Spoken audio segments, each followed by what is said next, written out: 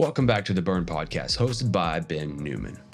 My name is Tyler, and I'm the producer here for the show, and every once in a while you're going to hear my voice as we continue to grow and build the show. This week we wanted to bring you a very special episode. In our Uncommon Live group coaching sessions, we've been working with our members to help them understand what their standard is in life and how to build an environment around that standard. This week's episode is a small segment from one of Ben's most recent keynotes, where he helped over 400 attorneys do the exact same thing. This concept is called standard over feelings. All right, that's enough from me. Let's get into this week's episode on standard over feelings.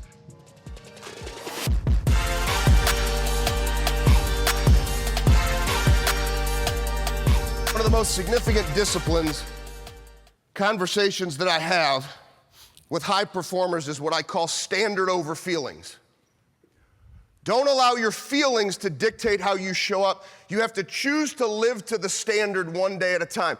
Don't allow your feelings to dictate how you show up. Here's how this happens in life. I had the biggest settlement of my career yesterday. I'm giving myself a vacation day today. Ooh, now we're having a real conversation, aren't we? Y'all heard me. I had the biggest settlement of my career yesterday. I don't have to work today.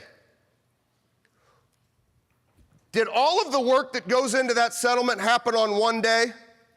There was a series of disciplines and behaviors that you showed up with that caused that result. So if you choose to stop working when you win, you will never understand what your highest level of performance looks like. Never in your life. Now, I'm all for vacation.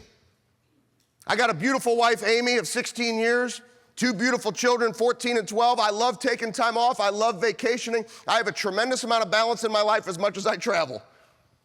I spoke in Mexico last week, flew home for like 15 hours so I could spend time with the family, watch my daughter play basketball, then flew here, and today I'm flying to Denver to speak tomorrow at Empower Field where the Broncos play. And then I'm gonna go back home. So I'm all for balance. But if it's a work day, it's a work day. If you settled a case, you're supposed to settle in a case. You're an attorney. You're a personal injury attorney. You're supposed to settle a case. If you did your job, why would you celebrate doing that job longer than you're supposed to celebrate? Now, I know I'm hitting some of you, and some of you are wondering, gosh, this guy is really in your face.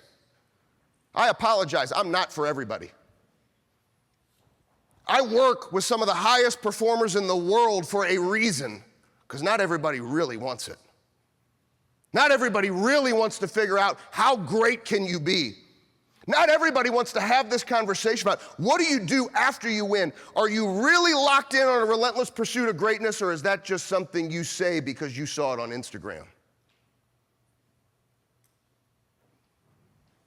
Don't allow your feelings to dictate how you show up. All I ask of you is when you settle a case and you do something great for my family, please show up to work the next day because there's somebody else that needs you.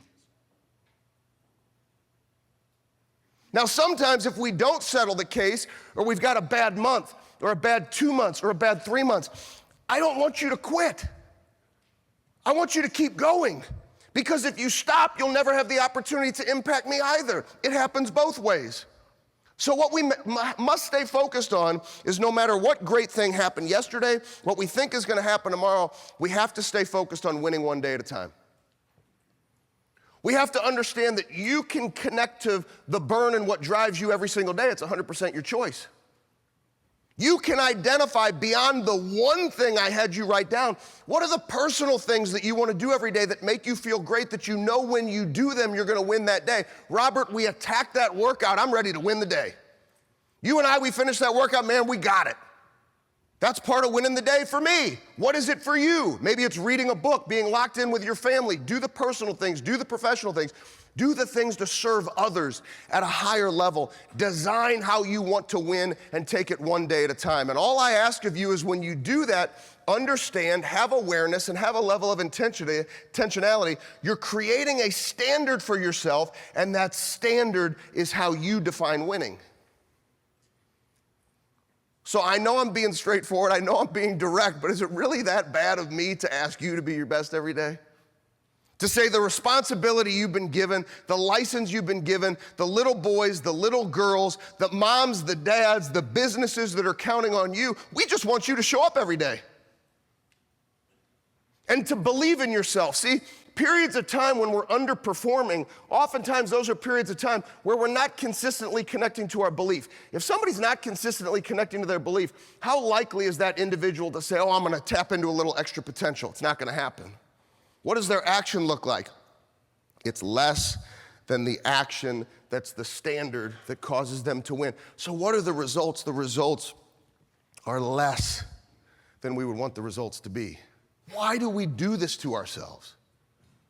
So all I'm asking is to understand human level of performance, the highest human level of performance, and it's consistency in your belief. Why would you not connect to the reason why you do it every day when you wake up? So on my alarm is on my phone, okay? A lot of people don't know this, but you can name your alarm. There's an interview I did with a dear friend of mine. His name is Ed Milet. And on the interview, Ed wanted to talk on and on and on about my alarm clock because it's named Janet Fishman Newman Legacy. So when I see my mother's name on that alarm clock when it goes off early in the morning, and I keep it in another room because I've created an environment where I have to get out of bed to go read it to turn it off, and my wife will kill me if I hit the snooze button and get back into bed. So I've created that environment. How likely am I to hit the snooze and go back to bed when I look and see my mother's name in the word legacy? It's not happening. Right, so I'm connecting to my burn. Are you? Because when you connect to that burn, you have it in you to say, I'm gonna grab a little extra potential, and I'm gonna take the necessary action, and I'm gonna get the results. And then when I get the results, here's the key. My writing is a little bit better before I start, and then it gets really bad. But for those of you in the back of the room, this board might not be big enough. This says belief, potential, action, results. These words, which nobody can read, I don't care how close you are, it says seduction of success. The ultimate in people, I said it earlier, the ultimate in individuals living to their feelings and not consistently connecting to the standard to truly understand what it looks like to win at your highest possible level is we get seduced by success. A $250,000 settlement, a $1 million settlement, a $1.5 million settlement, a $50,000 settlement. I'm seduced by success, I'm not working tomorrow. How do I know that this system works?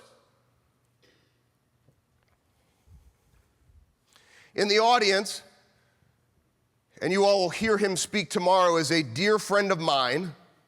It's been a blessing for me to have the opportunity to coach him over the last 8 years. And he's probably an individual, in fairness, close your ears so that you don't hear this. I appreciate that you pay me to coach you, but he doesn't need coaching, he's so driven. His name is Claudio Gambin. When I first started coaching Claudio, he's a financial advisor, one of the top financial advisors in the world. He's in his mid-30s. And when we started coaching, he was already probably in the top 1% of financial advisors in the world. Now he's probably in the top 0.00001% in the world. It's why our family trusts him with our planning. But when he and I met, he was just this big thinker that embodied this. So let me just give you an example of somebody you're gonna meet and spend time with. He's sitting right here, a dear friend of mine. Because I can tell you that this is the way that it works. I can show you championship rings that I've won that proves that it works. But I'll give you a story of somebody who's sitting with us. And when I share his story, you'll know it's gonna be the same for all of you.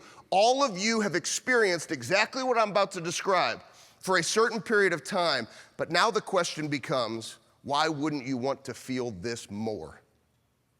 And the answer lies in the fact that oftentimes when we win, we stop showing up because we get seduced by success. Claudio, years ago, we're driving in Orlando, Florida. He was gonna finish as the top representative in an entire company out of 2,000 people. In your early 30s, that just does not happen. I remember we're driving in the car, we're heading to a dinner. We were 9 months into the year with 3 months to go. He was at 50% of the goal that was required. And he never stopped believing in himself. How many of you already stopped believing in your goals because you get behind? I'm telling you right now on December the 12th, some of the greatest fights in the world are won in the final round. So don't stop. Don't take the white towel, the proverbial white towel, and throw it in the fight and quit. It's not over yet. It wasn't over for him 9 months in, and it's not over for you on December the 12th. Your year is not over. If you've already told yourself your year is over, congratulations, your year's over. Is that vein popping yet? I care that much. That's why I'm this direct.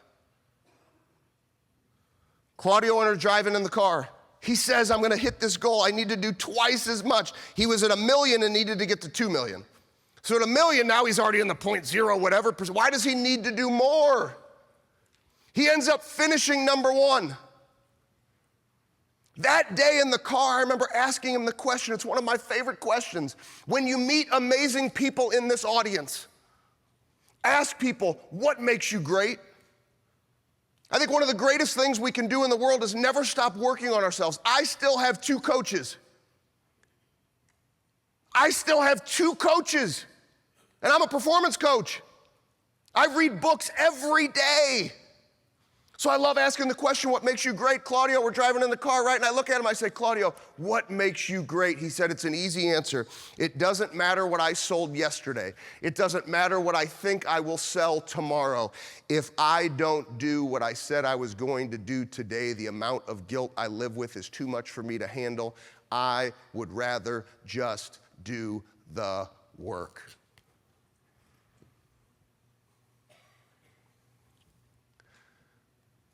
Thank you, Claudio, for the example that you set for all of us. I probably owe him royalties on my speaking engagements for the number of times I've shared this story. But I share it because I'm proud of how he shows up as an example for all of us. I'm not done with the story yet. I went to Atlanta, Georgia, right here in Atlanta, to hear him give a speech. And what did he talk about that day? He talked about, right? And there was this kind of a ticker like this right here. And he didn't care what the ticker said. He didn't care that his time had gone off. He brought his 2 parents, who were immigrants from Brazil, brought him and his sister to the United States, first generation in the United States, brought him to the United States, leaving great jobs in Brazil to have to work multiple jobs in the United States to provide a better opportunity for their children. So he honored his 2 parents right here in Atlanta at the Marriott.